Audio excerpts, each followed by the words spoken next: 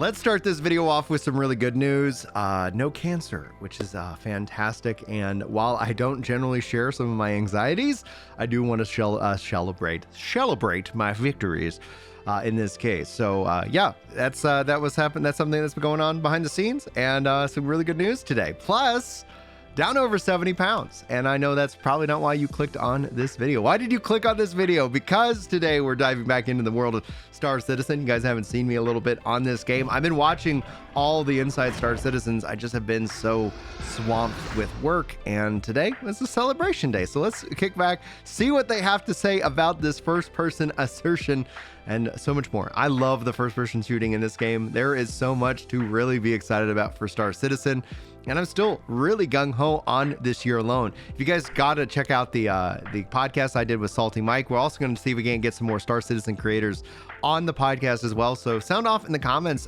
who you want to see on the podcast, and I'll see if I can reach out and we can get them scheduled. But that's a long enough preamble and intro. I've already pre-liked the video because that's what I do. You guys can always pre-like this video, and if you feel like I don't earn it, you can take it away, or you can always double tap that dislike button. Choice is up to you. Let's see what they got to say. Take it away. At first glance, Star Citizen is a game about spaceships. But when you look under the surface, we're really building a universe of the first person, with trading and lading, exploration, and devastation.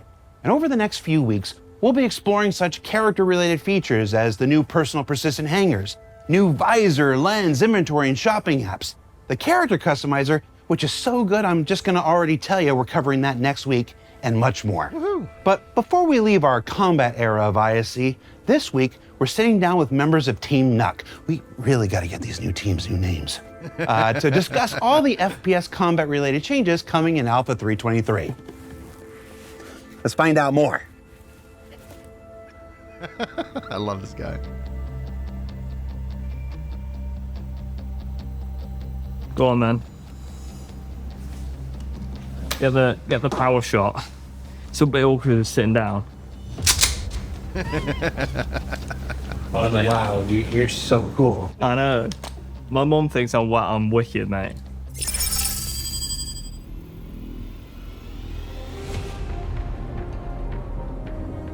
James Bond. Man, these guys are great.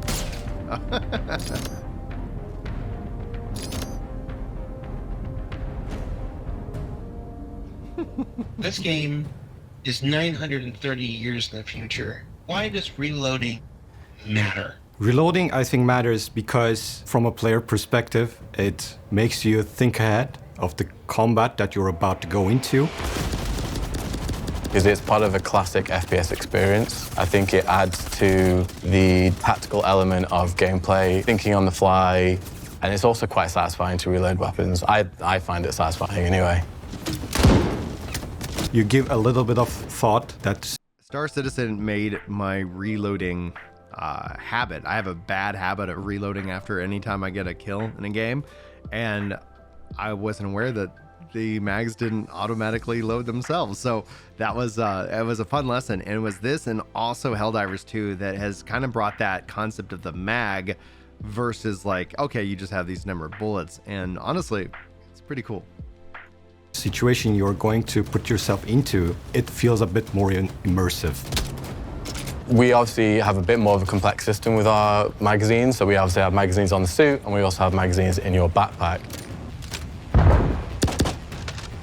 You need to make sure that these magazines are as full as possible. So we are making you think ahead about the combat situation that you're going to go into. So for Alpha 323, reloading is kind of two parts. First, you've got your backpack reloading, and then you've got your ammo repooling. So backpack reloading solves a problem where, for example, you find yourself in a situation in a combat and you need to reload, but you don't have any spare mags on your suit, but you have in your backpack. What you can do now is pull additional magazines from your backpack at the cost of an increased reload time. Awesome. It was just filling up a lot of your inventory, so we basically decided with backpack reloading that we wanted to kind of condense that gameplay and just do it more on the fly. It is a reload, but it takes a little bit longer. It's going to play a very simple animation. So the combat flow isn't broken, but you still need to think ahead because this long reload duration can be painful in the combat if you're not careful. Because we really want to incentivize players to think about when they're going into combat, what they need to think about, how much magazines they want to keep on them and how much they want in their backpack. The last thing you really want to do is pull out, open a UI and pull out magazines from here and move them across there. This allows you to keep in the combat, in the action, without having to go through inventory menus. You will be able to see how many magazines on your suit and how full they are, and a backpack icon if you have magazines on your backpack. And if you see no magazines icon but a backpack icon, then you'll understand that the next reload you're gonna do is going to be a backpack reload. So it keeps you in the flow, but it forces you to wait a little bit. The punishment of not preparing yourself is still there, but it's lighter, it's more forgiving. I like it. I like it a lot. So with repooling, the idea being that if you've got lots of, let's say, we take a 30 mag ballistic magazine. Let's say you've got 15, 15, 15, you've got 3 half-empty magazines. The idea being is you just hit a key binding, the animation will play like a rummage, and basically those magazines will condense down into 4 magazines and then automatically discard the empty ones. As a result of this process, you will save your precious suit item ports, and then you will have your ammo condensed into your fuller magazines, so you're ready to unleash their full potential onto your enemies. So with our new UI display HUD, we've basically got a number of the bullets in your magazine, and then we've also got a number of your combined bullets on your total player.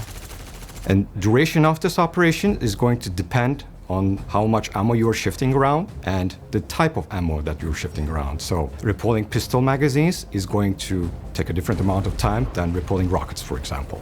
That means that we're spending less time in the inventory screen and more time actually in gameplay. This all will be in 3.23, but after that, we will be looking into throwables and consumables. So you will be able to repull your grenades and your med pens. And there are still a couple of unclear points about some weapons. For example, multi-tool and its salvage canisters. We're still exploring what options we have over there. Okay.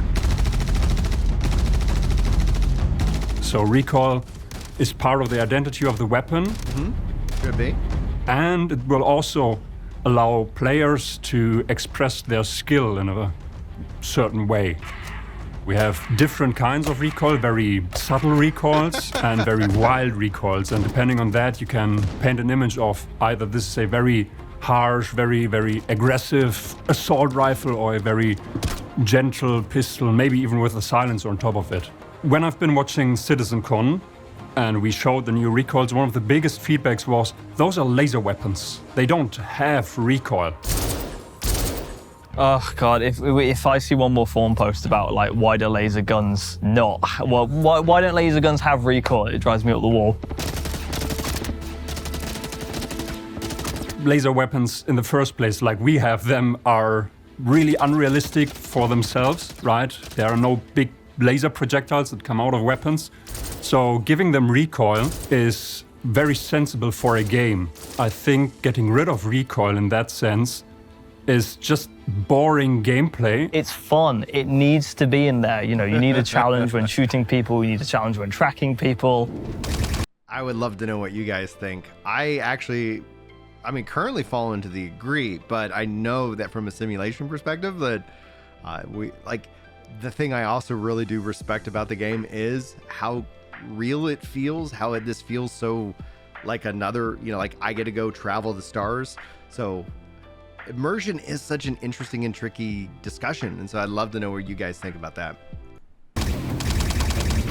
I think you need recoil in order to balance the game and make it fun for everybody. You'll see in 3.22 we put the new procedural recoil in, and it looks mint, I think personally. The weapons now use our entirely new procedural system. And the nice thing about the procedural system is it means that we can basically have shot-to-shot differences be massive. So you'll see when you fire the P4 now, it can basically be an entirely different bit of your screen than it was in the previous shot. Whereas before we had a very linear motion. Imagine before the recoil would essentially go like this on your camera. But now it can be, kind of doing this all around the place. far more aggressive, and the overall feeling of it is like, oh my God, this is actually a gun. So some of this is in 322, and some more is coming in 323. So for example, the sniper rifles, these are going to have, the majority of sniper rifles will have the new procedural recoil, and the majority of the pistols will have the new procedural recoil. So you'll see some of the pistols, their personality will have changed a little bit, but their functionality will still be the same. And you'll see the snipers basically feeling a lot more powerful and angry, as you've seen with the other weapons that have had their passes. And with the new recoil system, this just feels like a real weapon, and it feels like this thing just has impact, right? You know, you want your weapon to feel angry. If the weapon is just stable and still on the screen, you'd be like, oh, this feels pants. So we have not only just scopes, we have a whole new suite of iron sights for the majority of our weapons. So what this has done is we've essentially got stuff that has raised the camera upwards and given a better target acquisition window. This is obviously with a lot of sci-fi guns. They're very chunky, they're very kind of fat, which is just how a lot of sci-fi things are. So naturally, we've managed to improve upon this by saying, hey, you've still got that fat chunkiness, but we've raised the camera up and we've managed to make the sightline cleaner for your, for example, your Kana rifle. On the scope side of things, we've basically overhauled how they work. So previously, if you were looking at anything that is, you know, an 8 times or above, it would basically have a black border around the actual scope bit itself. But now that is gone. The graphics guys did an amazing job at implementing the shaders for these, so the scopes just look way more realistic than they used to be. Nice reflections and a parallax effect. This is something different. Just a gorgeous view. I can't wait for you guys to see them. It's probably the most exciting thing for me personally in 323. If you look through the scope, you actually see the scope inside.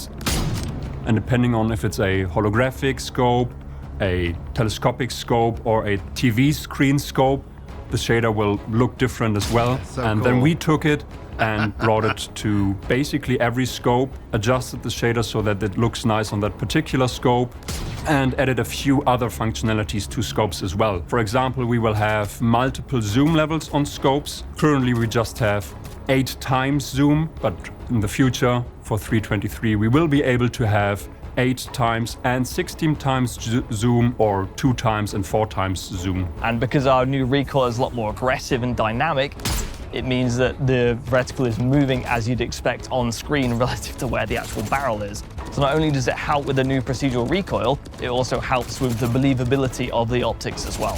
So I think the whole scope experience, or ADS experience with scopes, is just gonna get better from here on. Dynamic crosshair is also coming in Alpha 323.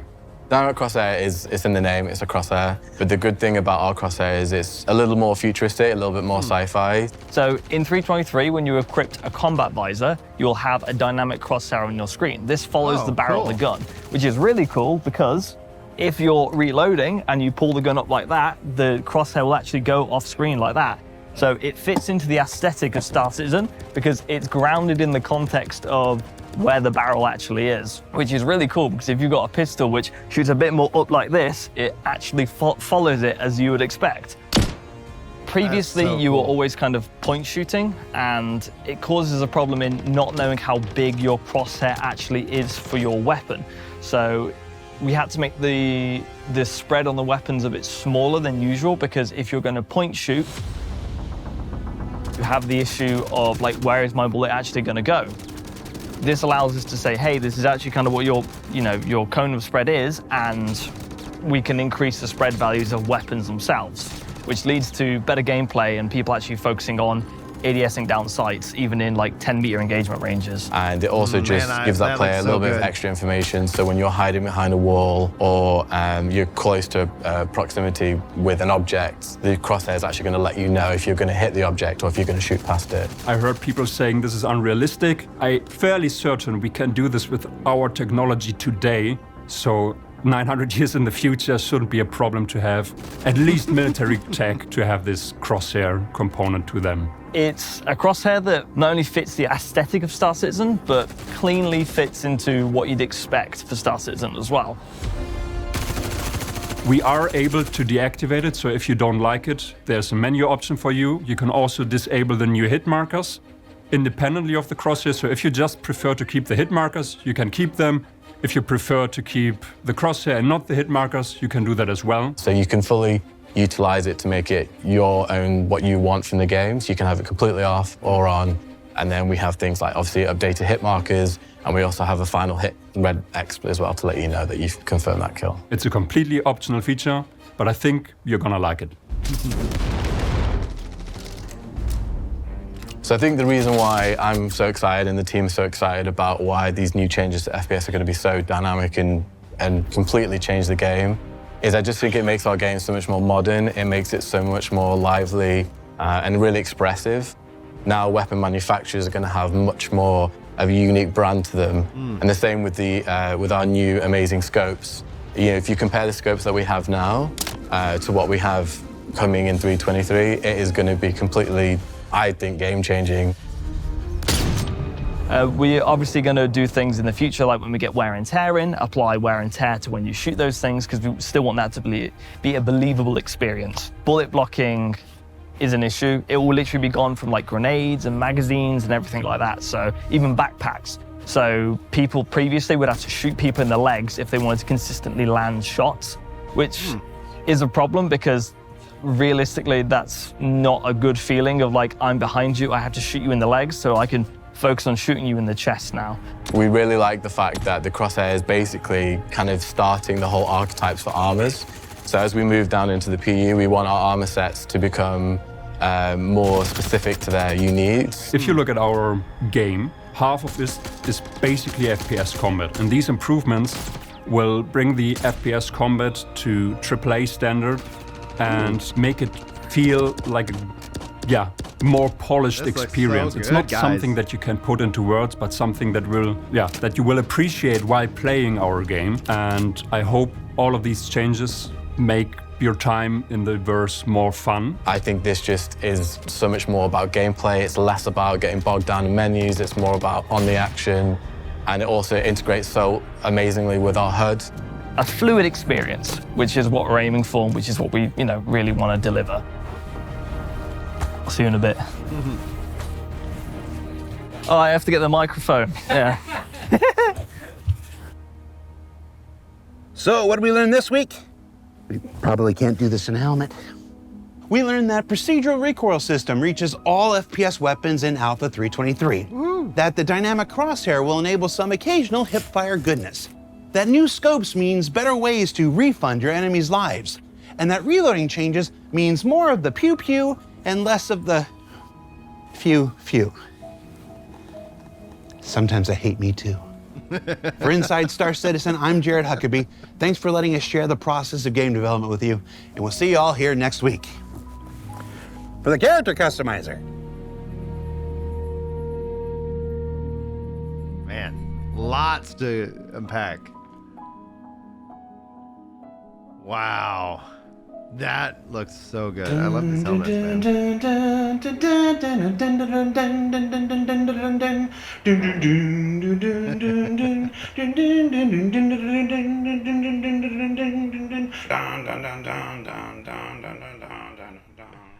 Oh man, they make game development look fun, and I hope they're having as much fun as what Inside Star Citizen is gifting us here in this case.